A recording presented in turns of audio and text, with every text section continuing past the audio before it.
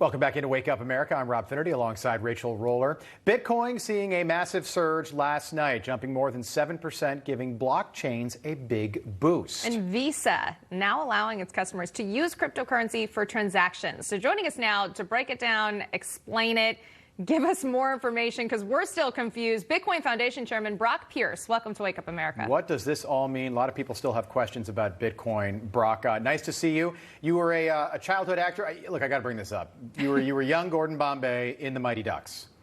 1, 2, 3, triple D. We can't not mention it. Triple D. By the way, if I were in Mighty Ducks, I would have been a Hawk. I just want to go on record with that. I would have been on the Hawks. I bet nobody said that, but I would have been a career Hawk. Welcome into the show. He's like, can I talk now? It's like, wow, I've never heard that before. Thank you so much for having me. Glad tell us about your journey from childhood actor to now doing so much with this cryptocurrency. Well, having been the byproduct of the first generation of kids with computers and internet connections, I was quick to realize the impact that technology was going to have on the world. And so at the height of my acting career, as I was starring in movies, I just decided it wasn't my calling. And at 16, I decided to become a technology entrepreneur. I built my first business, went on to build many other businesses. Throughout my 20s, I was the main market maker for digital currencies in video games like World of Warcraft and Second Life, with about 400,000 people, principally in China, that played video games professionally to mine digital currencies. And in that environment, we were testing all sorts of economic theories. And so in my 30s, I wanted to see if these same concepts could be applied to the analog or the real world with things like Bitcoin, and it turns out that it can. Turns out you made the right bet. Now, Yeah. Brock, we talk about a lot of childhood stars going a much different route. You clearly knew what you were doing, got in at the right time. People still confused a bit about how cryptocurrency works. And when we hear the news such as Visa now allowing this for transactions, people are like, oh, that's great. What does that actually mean? Can you explain that?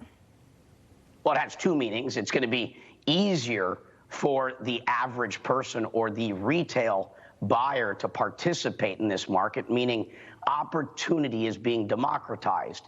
It also means that another major financial institution is validating Bitcoin. Remember, these organizations do not attach their brands to a new technology like this lightly. But we've seen the same thing with MasterCard talking about integration into its payment networks.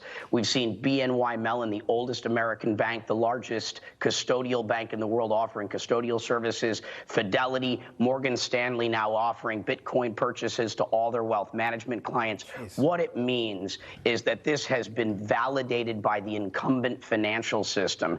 And they're doing it in part because they see that this technology is real and they don't want to be disintermediated by it, but they also see a lot of value in it. Coinbase, going public right now at $60–70 billion, has a lot of these financial institutions wanting to be a part of that value creation. So it's very exciting stuff, but what it means is that Bitcoin is here to stay. Brock, it's interesting. I was reading about you yesterday and your career since the Mighty Ducks, and just for our viewers, you have done incredibly well fiscally with Bitcoin and your various entrepreneurial projects. Quickly back to Bitcoin, do you see this as the future? Do you see everyone? I remember reading about the introduction of the credit card years and years ago, and people said, no way, everyone will still pay with cash. People are saying the same thing right now about Bitcoin, but Visa could be the first to start changing that. Is this the future? I mean, this or something like it is the future. Clearly, technology has changed all of our lives, all of our businesses, and it's even going to impact our government and our institutions. And so is Bitcoin the future? Certainly something like it is. And as of right now, there's no contender. There's nothing that's currently challenging Bitcoin for its role that it's carved out in the world, which is really as digital gold. It's a digital store of value that's not owned or controlled or run by anyone, that you can send anywhere in the world near instantaneously. And so it definitely appears that there's a role for a scarce, deflationary asset like Bitcoin. And as of right now, there's no real challengers. So it looks like Bitcoin will be the thing that's here to stay. But Bitcoin's going to zero or it's going to 1 million plus. It's a binary outcome if it eventually fulfills the role as kind of that new digital gold. gold. Wow. And we're talking about the future. Let's talk a little bit about right now. You know, Bitcoin gained more than $2,000 in just under 3 hours, hitting an 8-day high, more than $58,000. So over the next couple months, Brock, let's say 2 to 3 months, how do you see the course of crypto coin moving forward? Well, I mean, as of right now, we're in a bull market. The market has moved up substantially. I mean, it was just last March that Bitcoin was around $4,000 per Bitcoin. So we've seen very substantial gains through this pandemic, through this period of economic uncertainty. And it was only 10 years ago that Bitcoin reached $1 for the first time. So from $1 to $58,000 in 10 years. That's a decent return.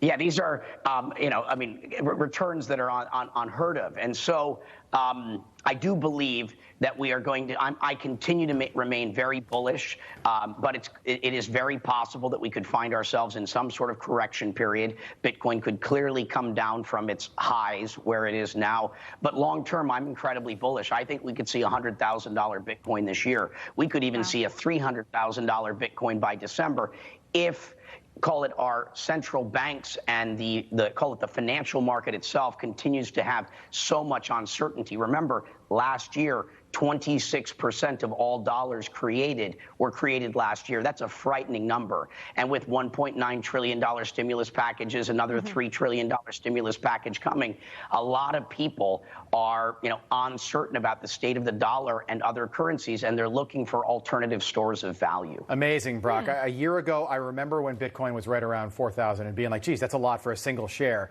Had I bought one we should have called Brock. Or two, that'd be over $100,000 right now. Unbelievable. Brock, you seem like a very fascinating guy. I'd love to hang out with you.